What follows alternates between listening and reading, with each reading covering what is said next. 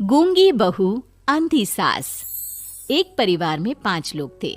ओम प्रकाश, उनकी पत्नी सुमित्रा, बहू भावना, बेटा राहुल और एक थी उनकी बेटी प्रियंका।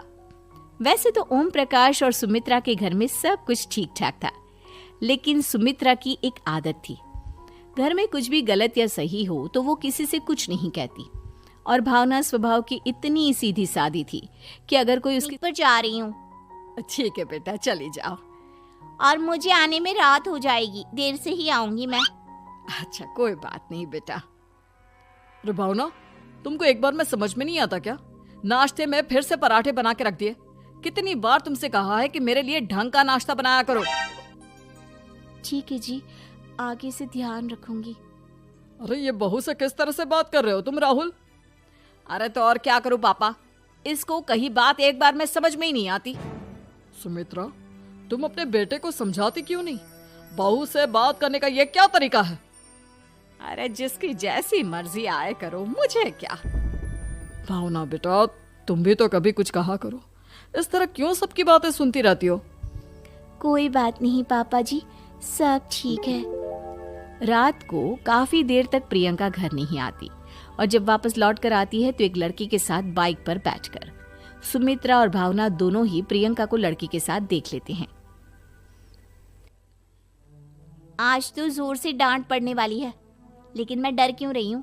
माँ तो सब कुछ देखकर भी अंधी बनी रहती है। और रही बात भाभी की, वो किसी को कुछ नहीं बताने वाली। कहने को भगवान ने आवाज दी है, लेकिन गूंगी है गूंगी।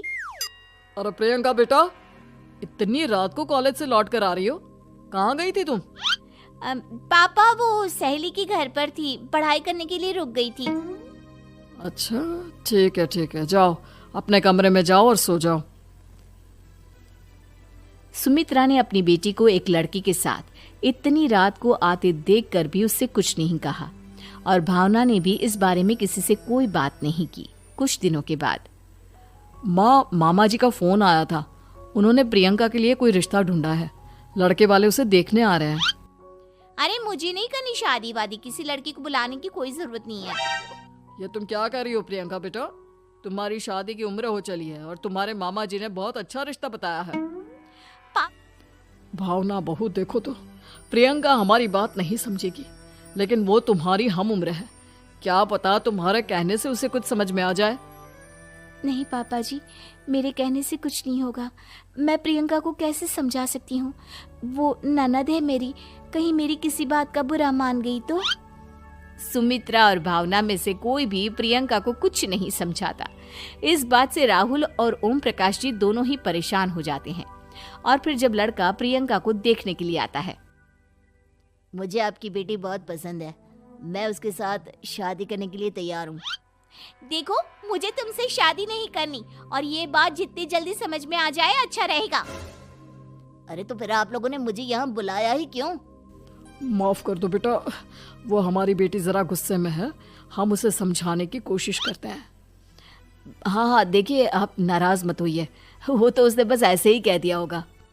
अरे कोई ऐसे ही कुछ कहता है क्या? और ये आपकी पत्नी और माँ, ये दोनों इस तरह चुपचाप क्यों बैठे हैं, जैसे इस घर के मेंबर ही ना हो? आपके घर में सब कुछ ठीक तो है ना? अरे सब कुछ ठीक है बेटा। सुमित्रा, समझाओ ना अपनी बेटी को। अरे क्या समझाऊं, क्या होगा समझाने से? सब ठीक ही तो हो रहा है, गलत क्या हो रहा है? भावना, प्रियंका को अंदर लेकर जाओ और उससे समझाओ कि कितना अच्छा रिश्ता है। इतना अच्छा लड़का है, इस तरह से बिहेव ना करे। नहीं जी, मैं किसी से कुछ नहीं कह सकती जी। अरे अजीब परिवार है, मुझे तो यहाँ से निकलना पड़ेगा। इस तरह से तो आपकी बेटी की शादी किसी से नहीं हो सकती। जिसके घर की औरतें गूंगी और अंधी बनकर बैठ जाए, उस घर का कुछ नहीं हो सकता। ओम प्रकाश और राहुल सुमित्रा और भावना की हरकतों की वजह से बहुत परेशान हो जाते हैं। एक दिन वो दोनों आपस में बात करते हैं। पापा, समझ में नहीं आता कि भावना और माँ को कैसे समझाया जाए।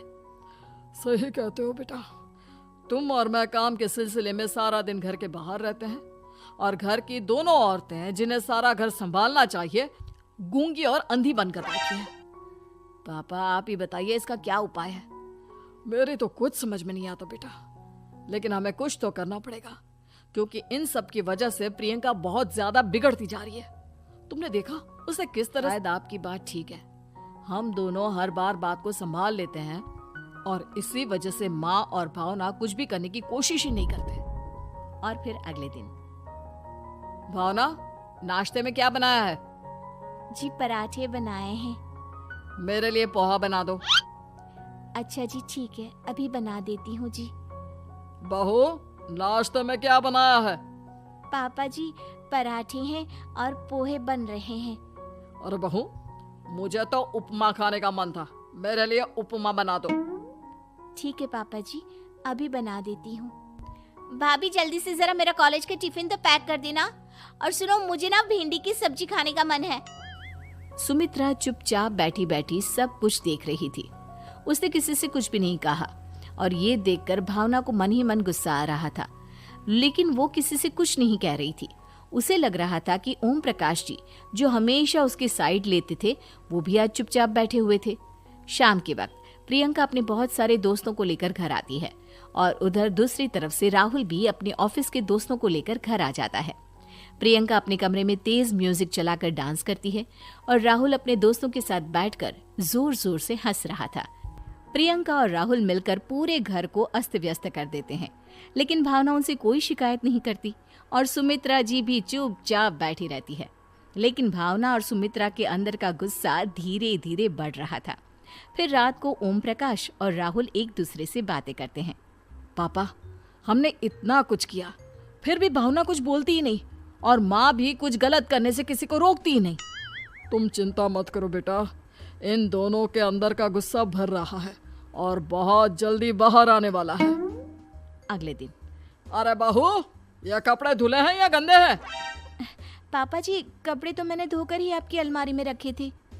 मुझे तो साफ नहीं लग रहे, एक बार और धो देना। काश और राहुल की बात सुनकर भावना और सुमित्रा के अंदर का गुस्सा जाग उठता है। मैं किसी से कुछ कहती नहीं जी, इसका मतलब ये है कि आप लोग मुझे परेशान करते ही रहेंगे। कल 4 बार मुझसे नाश्ता बनवाया, आज पापा जी मुझसे धुले हुए कपड़ों को बार बार धुलवा रहे हैं। अरे मैं इंसान हूँ जी, कोई मशीन नहीं हूँ। तुम दोनों ने मिलकर इस घर की कैसी हालत बना दी है और अपनी बहन को भागकर शादी करने के लिए कह रहे हो। तुम भाई हो या दुश्मन? ओम प्रकाश और राहुल जोर जोर से हंसने लगते हैं। अरे इसमें हंसने की क्या बात है? हम लोग यहाँ इतने परेशान हो रहे हैं जी, तुम लोगों को ऐसी हरकत करने के बाद भी हंसी आ रही है। ये क्या कर रहे हैं जी आप दोनों? यही तो हम चाहते थे कि सुमित्रा तुम अंधी होकर ना बैठी रहो। घर में कुछ भी गलत हो तो उसे रोकने की कोशिश करो। और भावना, तुम अपने साथ हो रहे गलत व्यवहार पर भी कभी मुंह नहीं खोलती। ये सही बात नहीं है। मैं चाहता था कि तुम्हारी भी जुबान खुले, तुम गलत बात का विरोध करो। गूंगी बहू और अंधी सास की ये जोड़ी इस घर में अब नहीं चलेगी।